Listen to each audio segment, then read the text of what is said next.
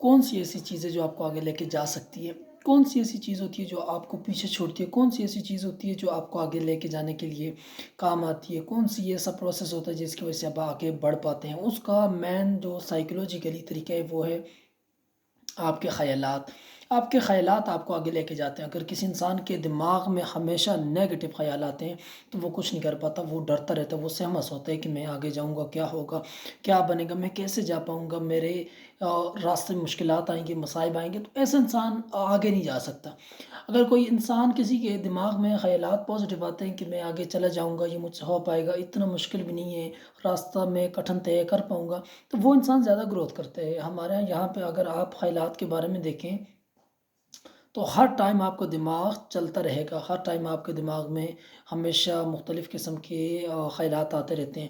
تو ہم لوگوں کو ان خیالات کو اپروو کرنا نہیں آتا، ان خیالات کو کنٹرول کرنا نہیں آتا، ان خیالات کے بارے میں ہمیں پتہ نہیں ہوتا۔ تو ہم جب اپنے اندر کی جنگیں لڑنے سے کیا مراد ہے کہ جب آپ اندر کی جنگ لڑتے ہو تو باہر کی جنگیں لڑی جا سکتی ہیں۔ ہمارے اندر کی جو جنگ خود سے ہوتی ہے وہ ہماری جنگوں کا میں سمجھتا ہوں کہ ان کا تعلق ہماری عادات سے ہوتا ہے۔ ہماری عادات لیٹ اٹھنا، ہماری عادات جھوٹ بولنا، ہماری عادات اپنے سے بڑے کا احترام نہ کرنا، چھوٹوں سے محبت سے بات نہ کرنا، یہ ہماری عادات ہوتی ہیں جو ہمیں خراب کرتی ہیں۔ اگر کسی انسان کوئی اپنے اندر کی جنگ لڑتا ہے، وہ اپنے آپ سے لڑتا ہے، تو وہ زیادہ آگے جاتا ہے، وہ اپنی منزل کو طے کر پاتا ہے۔ تو ہماری اندر کی جنگ کیا ہوتی ہے کہ ہم لوگ ہمیشہ وہ کام کرتے ہیں کہ جو نہ کرنے کو ہوتا ہے، جیسا کہ گناہ کا راستہ اختیار کر لینا، شیطانی راستہ اختیار کر لینا۔ ہم لوگ پازیٹیو کی طرف نہیں آتے، ہمارا جو دھیان ہوتا ہے، ہمارے جو خیالات ہوتے ہیں وہ ہمیشہ نیگیٹو کی طرف جاتے ہیں، کیونکہ اس کا تعلق جو بیسیکلی ہمارا دل کا تعلق ہوتا ہے، وہاں پہ ہم نے اتنے گناہ کر لیتے ہیں ہم لوگ کہ جب ہم اچھائی کا ارادہ کرتے ہیں یا جب ہم اچھائی کا روکتے ہیں یا جب ہمارے پاس اچھائی آتی ہے تو ہم اچھائی کر نہیں پاتے، ہم اچھائی کو سن نہیں پاتے، ہم اچھی ویڈیو دیکھ نہیں پاتے، ہم اللہ پاک کے نام نعوذ باللہ ہمیں توفیق نہیں ملتی۔ اس کی وجہ کیا ہوتی ہے کہ ہمارے دل پہ ایک مہر لگ گئی ہوتی ہے، ہمارا دل پہ سیاہ نقطہ لگ گیا ہوتا ہے، جس کی وجہ سے ہم جو ہے نا آگے چل نہیں پاتے، جس کی وجہ سے اچھائی کا دل نہیں کرتا۔ اگر کوئی انسان سچے دل سے یہ توبہ کر لے، چاہے اس نے کوئی گناہ کیا ہے، چاہے اس نے اپنا ٹائم ویسٹ کیا، چاہے اس نے کوئی ایسی بات کی ہے، بدتمیزی کی ہے، اگر کسی انسان سے کی ہے، اس سے معافی مانگ لے، اپنی لائف کو کلین واش کر لیں۔ اگر آپ کی لائف میں کوئی کسی کے ساتھ آپ کو مس بیہیو ہوا ہے، چھوٹے کے ساتھ آپ نے کوئی بری بات کی ہے، چھوٹے کے ساتھ بدتمیزی کی ہے، کسی بڑے کے ساتھ بدتمیزی کی ہے، آپ کی وجہ سے کوئی پریشان ہے، آپ کی وجہ سے کوئی ڈپریشن میں چلے گئے ہیں، تو آپ لوگ اگر اس سے معافی مانگ لیں، اس کے بعد دیکھیں حقوق اللہ اور حقوق العباد دو قسم کے حقوق ہوتے ہیں۔ ایک حقوق اللہ ہوتے ہیں جو اللہ کے حقوق ہوتے ہیں، جیسا کہ نماز پڑھ لی، سبق پڑھ لیا، اللہ پاک کو یاد کر لیا۔ تو ایک ہوتا ہے حقوق العباد جو بندوں کے حقوق ہوتے ہیں کہ کسی بندے کے ساتھ اچھائی کر لینا، پڑوسیوں کا خیال رکھنا، بڑوں کا خیال رکھنا، بڑوں کے ساتھ اچھا چلنا، ماں باپ کی بات ماننا، ماں باپ کے آگے سر تسلیم ہم کرنا، ماں باپ کے آگے سر جھکانا، تو یہ حقوق العباد ہوتے ہیں۔ ہم ان دونوں پہ اگر نظر ڈالیں تو ہم کس چیز کو زیادہ جو ہے نا اہمیت دیتے ہیں اور ہماری زندگی میں کس چیز کو ہم آگے لے کے جاتے ہیں۔ حقوق اللہ کی بات کی جائے تو ہم اللہ پاک کی جو سب سے بڑی ہمارے پاس توفیق ہوتی ہے وہ ہے نماز پڑھنا۔ ہم اس کو ہی نعوذ باللہ کہ ہمیں توفیق نہیں ملتی یا ہماری زندگی میں اس چیز کی بہت زیادہ کمی ہے نماز کی۔ شارٹ کٹ ایک مثال دی آپ کو۔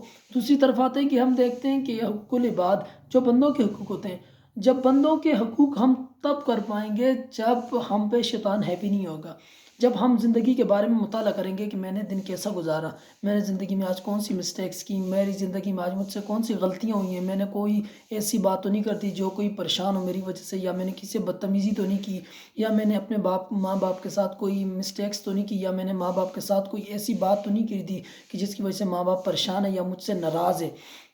تو جب ہم حقوق العباد اور حقوق اللہ کو مد نظر رکھیں گے تو پھر ہم دونوں چیزوں کو لے کے چلیں گے۔ یہ کب آئے گا؟ جب ہماری زندگی کے ٹائم ٹیبلز ہوں گے کہ میں نے زندگی میں یہ بھی کرنا ہے، میں نے زندگی میں وہ بھی کرنا ہے۔ ہماری زندگی میں ٹائم ٹیبل نہیں ہوتا۔ آپ اسکول میں دیکھیں کہ ٹائم ٹیبل ہوتا ہے، آپ کی نماز کا دیکھیں ٹائم ٹیبل ہوتا ہے کہ فجر کی نماز اس ٹائم ہوتی ہے، ظہر کی نماز اس ٹائم ہوتی ہے، عصر کی نماز اس ٹائم ہوتی ہے، مغرب کی نماز اس ٹائم ہوتی ہے، عشاء کی نماز اس ٹائم ہوتی ہے۔ تو ہر چیز کا ایک ٹائم ہے۔ آپ دیکھ لیں کہ واحد ایک ایسی چیز ہے جس کا کوئی ٹائم نہیں ہے، اور وہ ہے میرے رب کا عطا کرنا، کہ میرا رب آپ کو عطا جب کرتا ہے، آپ معافی مانگتے ہو تو آپ کو وہ عطا کر دیتا ہے، وہ آپ کو معاف کر لیتا ہے آپ۔ اور رزق کی جہاں پہ بات کی جائے تو میں ساتھ بتاتا چلوں کہ رزق اللہ پاک آپ کا کبھی بند نہیں کرتا۔ آپ اگر نافرمان بھی بنے، آپ فرمانبردار بھی ہیں، اچھے بھی ہیں برے بھی ہیں، آپ کا رزق بند نہیں ہوتا۔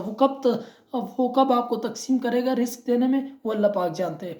تو زندگی میں آپ اگر اپنی زندگی کے ٹائم ٹیبلز بنانے، میں نے یہ کام اس ٹائم کرنا ہے، یہ کام اس ٹائم کرنا ہے، اس ٹائم میں نے نماز پڑھنی ہے، اس ٹائم میں نے سبق پڑھنا ہے، اس ٹائم میں نے اپنے اسکول کے لیکچر یاد کرنے، اس ٹائم میں نے یہ کرنا ہے، اس ٹائم میں نے کھیلنا ہے۔ تو جب آپ وقت کے ساتھ آپ ٹائم ٹیبل بنائیں گے تو آپ کو یہ فائدہ ہوگا کہ آپ زندگی میں ہر چیز کو ٹائم دے پاؤ گے۔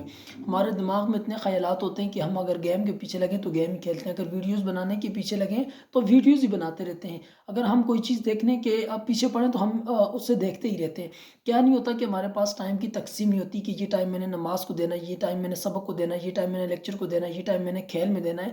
تو ہمارے پاس جب وقت کی تقسیم ہوگی، جب ہم وقت کا اچھا استعمال کریں گے تو پھر ہم جو ہے نا ہر کام ٹائم پہ کر پائیں گے۔ 2023 آ رہا ہے تو 2023 کا سب سے جو آپ نے آغاز کرنا، سب سے پہلے آپ نے آغاز کرنا ہے کہ اپنے اللہ سے توفیق مانگنی ہے کہ یا اللہ میرا 2023 آ رہا ہے، اس میں نے آج سے پیچھے 2022 سے لے کر جو پیچھے میں نے زندگی کے جتنا ٹائم ویسٹ کیا ہے، جتنے لوگوں کا دل دکھایا ہے، جتنے لوگوں کو پریشان کیا ہے، جتنے لوگوں کو تنگ کیا ہے، جتنے لوگوں کی غیبت کی ہے، جتنے لوگوں کے ساتھ کوئی زیادتی کی ہے، جتنے لوگوں سے کوئی قرض لیا ہے، یا کوئی ایسی بات جو حقوق العباد کی طرف سے ہو، تو اللہ پاک سے آپ نے پہلے معافی مانگنی ہے۔ اللہ پاک سے معافی مانگ کے پھر بندوں کے تقاضے پورے کرنے ہیں کہ کسی کا قرض دینا تو اسے جھکا دینا، یا اللہ پاک میرے پاس نہیں ہے تو مجھے عطا کر دے، تو اللہ پاک آپ کی مدد کوئی بھی کام دیکھیں۔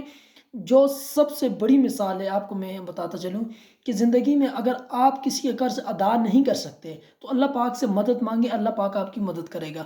اگر آپ کسی سے معافی مانگنا چاہتے ہیں، کوئی شخص آپ کو معاف نہیں کرتا، تو آپ اللہ سے یہ بھی مدد مانگیں یا اللہ اس کا دل موم کر دے، وہ مجھے معاف کر دے، کیونکہ میرا رب تو ہر چیز پہ قادر ہے، وہ تو سب کچھ کرنے پہ قادر ہے۔ آپ کا دماغ، آپ کے پاس علم نہیں ہوتا جس کی وجہ سے آپ پہچان نہیں کر پاتے کہ مجھے اس سے کیسے معافی مانگنی چاہیے، مجھے قرض اگر میرے پاس نہیں ہے تو مجھے کیسے دینا ہے اور یہ کہاں سے آئے گا۔ اللہ پاک سبب بنا لیتا ہے، وسیلہ بنا دیتا ہے۔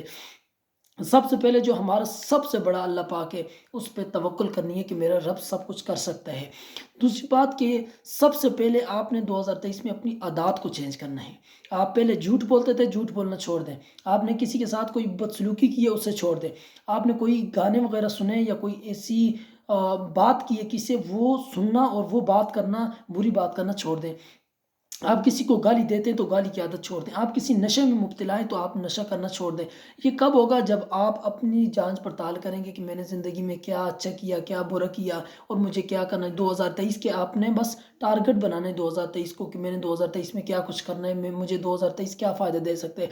جب آپ پلاننگ کریں گے 2023 کے بارے میں تو 2023 سے لے کر آپ 2030 تک اپنے ٹارگٹ رکھیں کہ 2030 تک میں نے کہاں پہنچنا ہے۔ اگر میں 2023 کے لگ بھگ اگر 2023 میں ایک بک یاد کرتا ہوں تو مجھے اس سے کتنا فائدہ حاصل ہو سکتا ہے۔ اگر 2023 میں ایک دن میں ایک لیکچر یاد کرتا ہوں تو مجھے ویک کے گولز ہونے چاہیے کہ ہر ویک میں مجھے اگر 7 گولز رکھنے ہیں تو مجھے ایک مہینے میں کتنے گولز یاد ہو سکتے ہیں؟ 30 لیکچر یاد ہو سکتے ہیں۔ آپ نے ویکس کے گول بنانے ہیں، آپ نے گھنٹے کے گولز بنانے ہیں، آپ کے منتھس کے گول بنانے ہیں۔ سب سے آسان فارمولہ کہ آپ نے اپنے ہفتے کے گولز بنانے ہیں۔ اگر مہینے کی بات کی جائے تو پھر انسان ہے بھول جاتے ہیں۔ آپ ہفتے کے گول بنائیں کہ اس دن میں نے یہ لیکچر یاد کرنا ہے، اس دن میں نے یہ لیکچر یاد کرنا ہے، اس دن میں نے یہ لیکچر یاد کرنا ہے، اس دن میں نے یہ کتاب پڑھنی ہے، اس دن میں نے اس چیز کا مطالعہ کرنا ہے۔ جب آپ اپنے لیکچر بنائیں گے، اپنے پاس تقسیم کر کے لیکچرز کو، اپنے پاس اپنی زندگی کا جو شیڈولز بنائیں گے، اپنے گولز کو بنائیں گے تو وہ آنکھوں کے سامنے آپ کے ہوں گے، تو آپ آنکھوں سے دیکھ کے اس چیز پہ عمل کریں گے، یہ آپ کو آسانی ہوتی ہے۔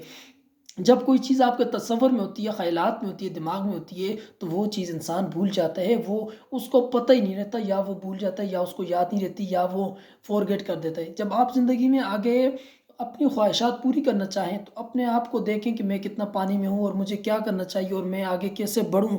تو زندگی میں جب آپ اپنے بارے میں سوچیں گے، اس پہ تحقیق کریں گے تو پھر آپ کو پتہ چلے گا کہ زندگی میں آپ کہاں کھڑے ہیں اور کہاں آپ کو پہنچنا ہے۔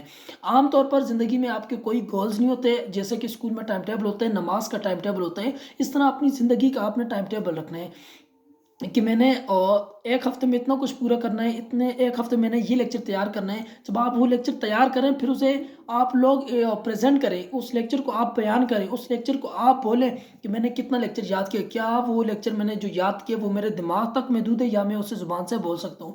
देखें यहाँ पे अगर बात की जाए जो कम्युनिकेशन स्किल्स की, तो कम्युनिकेशन स्किल्स सिर्फ बोलने तक नहीं है। कम्युनिकेशन स्किल्स का बोलने तक का ताल्लुक सिर्फ 7% है, बाकी 93% ताल्लुक आपका बॉडी लैंग्वेज के साथ होता है। तो आपने क्या करना है कि आपने जो लेक्चर आपने पढ़ा या जो लेक्चर आपने याद किया उसको रिप्रेजेंट करें। आप अपनी ज़ुबान से बोलें। जब आप अपनी ज़ुबान से बोलेंगे तब आपको फ़ायदा होगा। आपके ज़हन हर वक्त चलता रहेगा, आपके दिमाग में हज़ारों बातें, हज़ारों ख्वाहिशें होंगी, बहुत से तसव्वुरात होंगे, बहुत से ख्वाब होंगे, लेकिन उनको पूरा करने के लिए आपको मेहनत करनी होगी। और मेहनत की सबसे बड़ी मिसाल है, अगर आप कोई लेक्चर करते हो या तैयार करते हो, जब आप किसी चीज़ का मुताला करते हो, जब आप कोई चीज़ तैयार करते हो तो उसका ज़ुबान के साथ आपका एक बहुत बड़ा ताल्लुक होता है। अब मैं जो ये बात आपको बता रहा हूँ, अगर मैं ये अपने दिमाग तक महदूद रखूँ, ज़ुबान पे ना लाऊँ, तो उसका मुझे क्या फ़ायदा होगा? इसका मुझे फिर फ़ायदा नहीं होगा। फिर मेरी बातें, मेरे जो मसाइब हैं, जो डिप्रेशन है, वो मेरे दिमाग तक रहेंगे। जब मैं बोल पाऊँगा